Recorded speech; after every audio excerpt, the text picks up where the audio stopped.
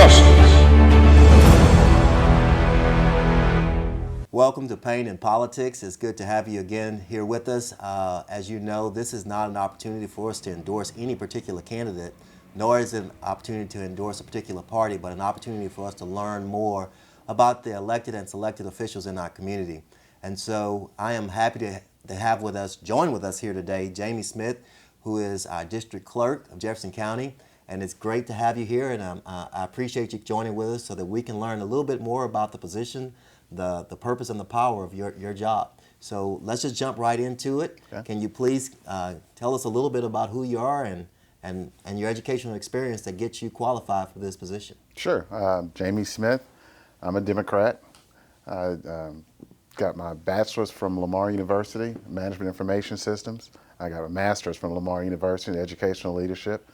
I'm a vet from the military, Desert Storm. Also was taught school for 3 years, mathematics, and also worked for the Sheriff's Department for 3 years. So I got a kind of a well-rounded background. Okay. There's no particular qualifications for my office. You don't have to have a degree to become the district clerk. You have to be a registered voter, obviously. No criminal background, no felonies or anything like that. Okay. But you have to have a desire to serve the people with any elected office. I think that's the main thing. That's the main qualification I feel that you should have to be in any office, is a desire to serve the public. Well, you mentioned something earlier. You said you were a Democrat. When you run for this position, you run on a party affiliation, a party ticket. Is that right? Correct. Okay. And so how often does your term come up? I run off years, which means I run off presidential years. So I run every 4. And, like right now it's the presidential year, so I'll be running again in 2022.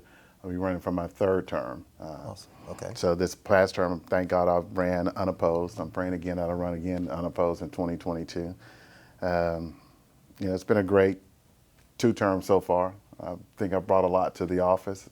I tried to go through with the campaign promises, the platform that I had in place when I originally ran, bring automation to the office, bring a new revenue source to the office, step up the office because it was a little archaic in a way behind the times of where it needed to be in the county that we represent. And so that's what I set out to do, and so far that's what we've done to the office. So if we could start with kind of the position, let's get some basics. Where do you office? What's your location?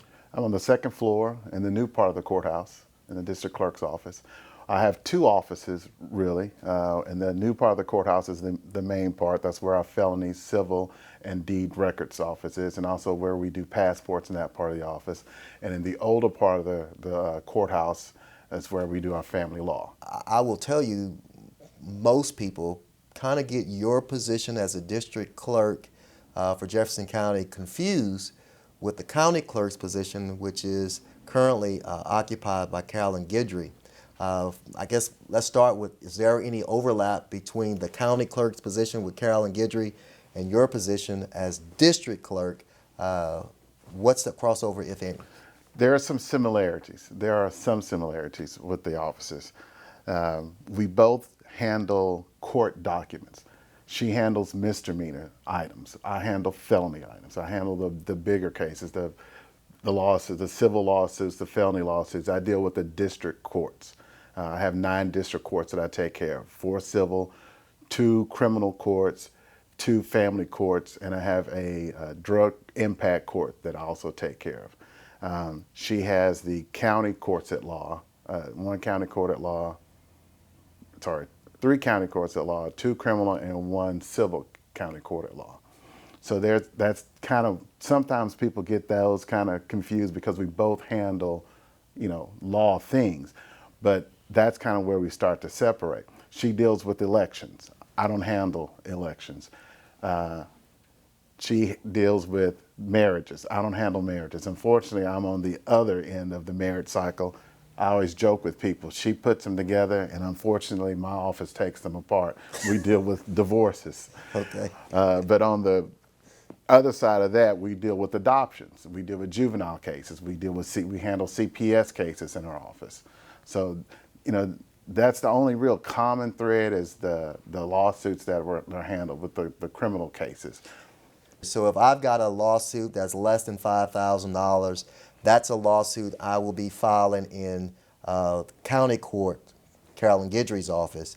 If it's more than $5,000, then I'm here to see you, and I'll have to file that case in your court. Correct. A lot of the DWIs, those misdemeanor DWI cases, are going to be handled in the county courts. A lot of the smaller drug cases are going to be handled in the county courts. How do the cases get assigned to a particular judge?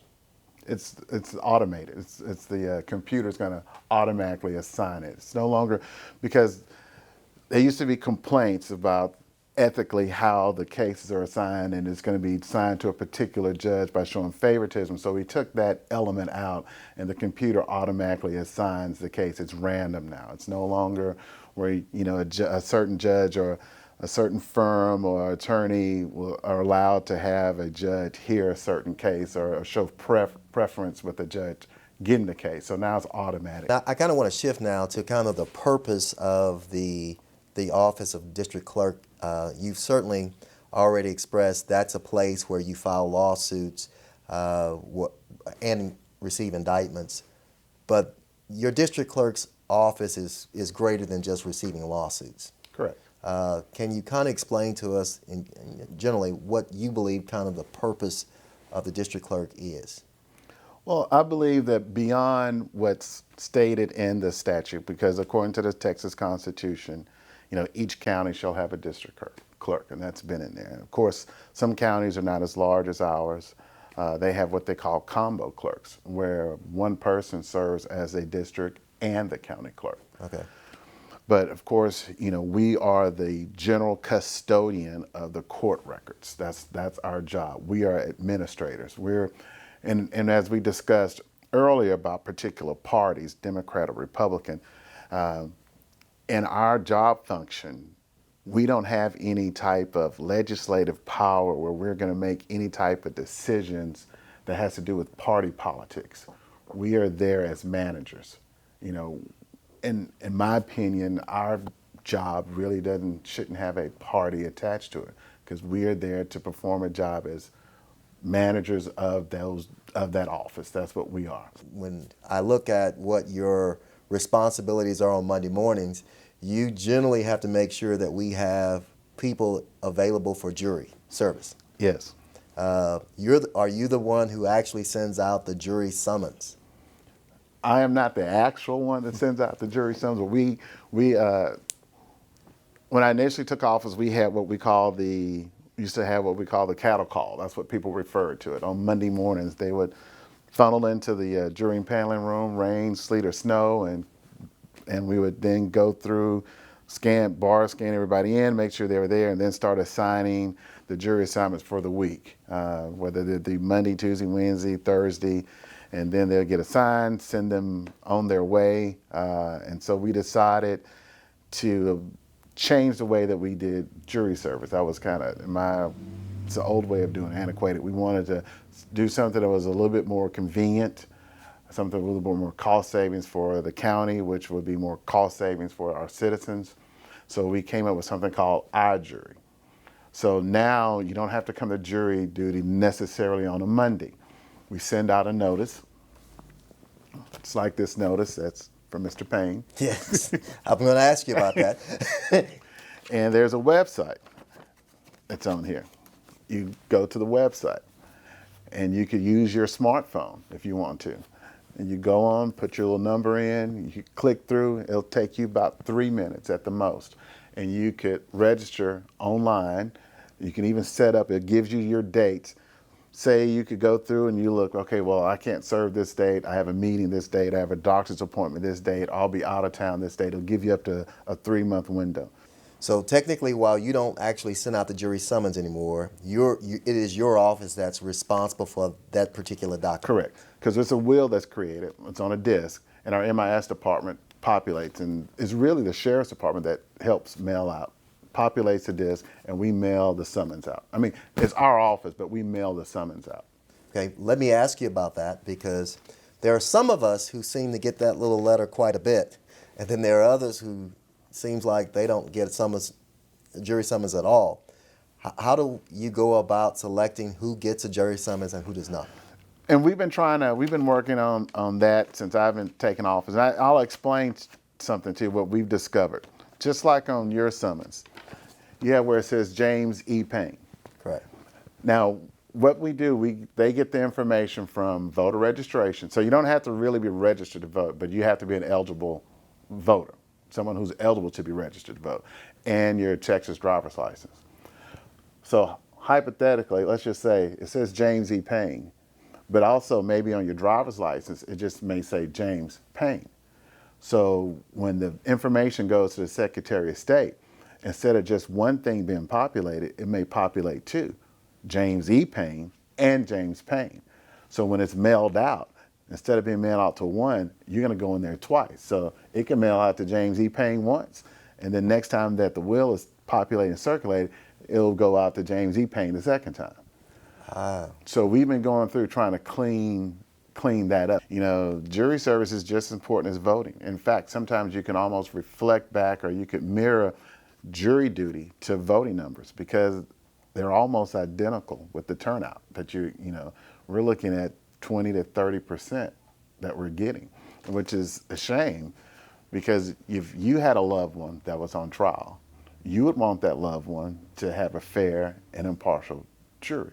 You want them to have a representative jury of the community. The greater the number of available people that we have, the greater likelihood we have an impartial jury, or a jury that reflects the community itself. Correct. And we strive hard. I mean, we look at, and the one thing with the jury, we are able to kind of track what type of jury we have, the demographics of the jury, because it's not a required thing, but we are kind of able to track that. And so we strive as we can to have numbers that are reflective of the county that we serve. And so we try to do reach out programs to get people out there to serve. Well, let's say I receive a jury summons and I don't show up. Are there any consequences for me not showing up? But yeah, you can be fined. You can be jailed. We've had two judges who actually had fined a couple of people. What are the qualifications for me to serve, and are there available excuses? Yes, they are. I mean, they're on here, and I'll read them because I don't want to mess up. But they are, as long as you're 18, you got to be a U.S. citizen. Of course, you got to be a resident of the county. And now what we have, since last year, we've taken over doing the jury service for the city of Beaumont. So if you get selected for the city of Beaumont, we ask you also to make sure that you are a resident in the city of Beaumont if you pick to serve for the city of Beaumont, because we don't want you being a resident, of Port Arthur and pick to serve in the city of Beaumont. So we ask you to make sure that qualified under constitutional law to vote in the county. Not saying that you have to be a registered voter, just be qualified to be a voter. Be of sound mind and good moral character, able to read and write, not served as a juror for 6 days during the preceding 3 months in a county court or during the preceding 6 months in a district court, not have been convicted of a misdemeanor, theft, or any felony. And that's a real one we always like to stress, not be under indictment or legal accusation of a misdemeanor, theft, felony, or any of the felony charges. Because some people they forget that they may have a little tick way back when they were 18 or 19 that they had a little theft charge or anything like that. If you had a theft charge, you cannot serve on jury duty.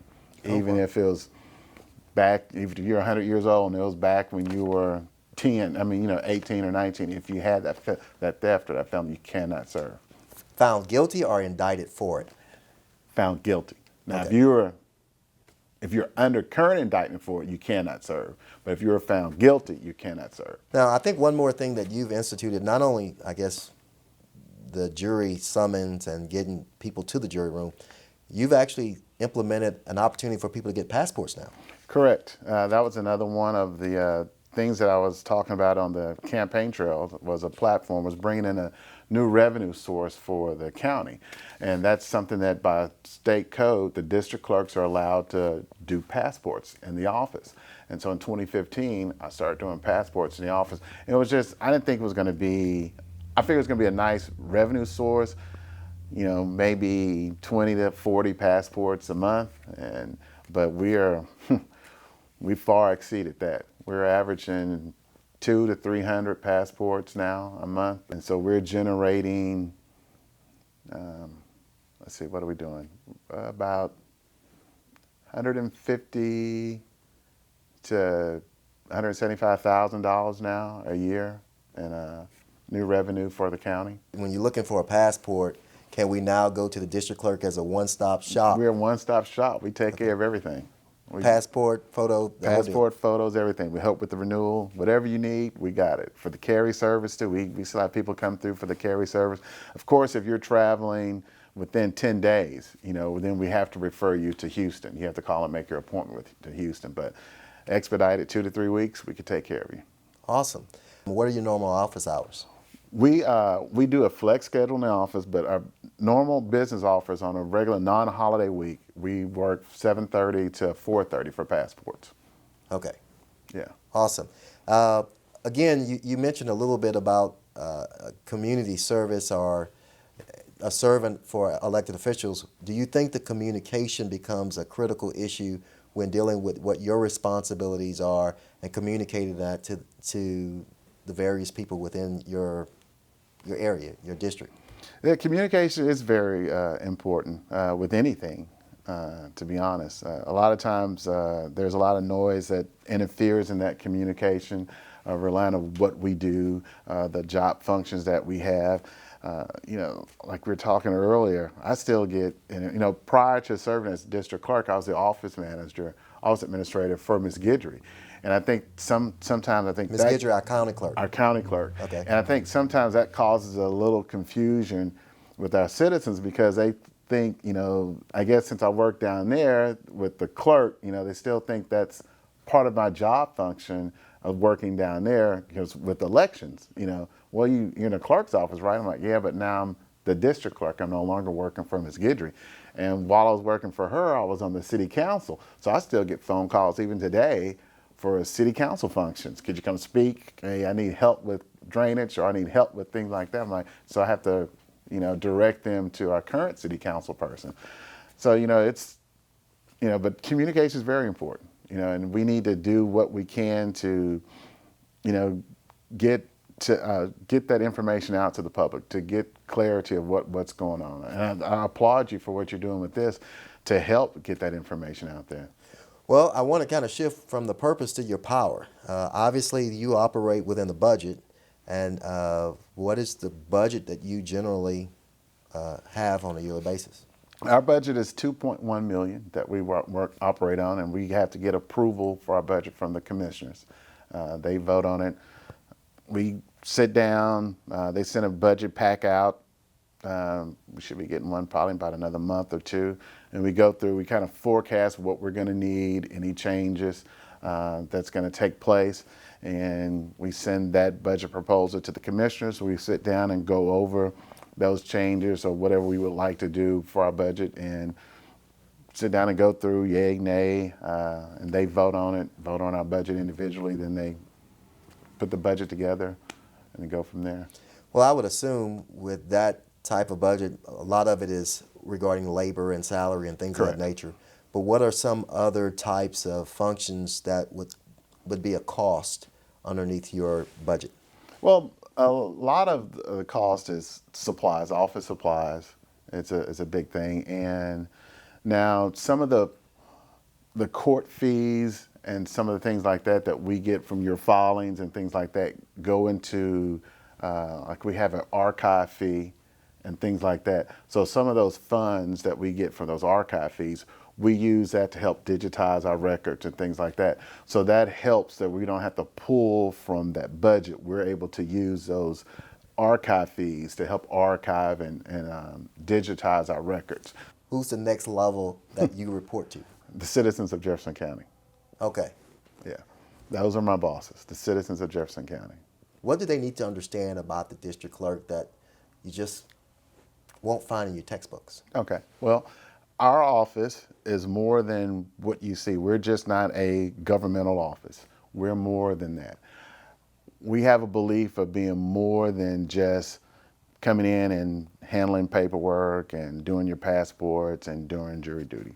I've always believed in instilling and being a part of your community. So that's what we do. We help with back to school supply drives, Relay of Life, Gift of Life. We volunteer at YMBL Special Kids Rodeo.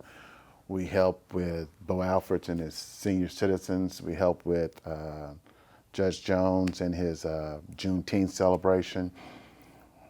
We try to get out there and be a part of the community. It's always important to give back. That's what I think. You always it's important to reach back into your community and try to be a positive role model for your community. And I think especially as African American men, it's important. But how big is your department? I have 31. I have 27 full-time and 4 part-timers. Okay.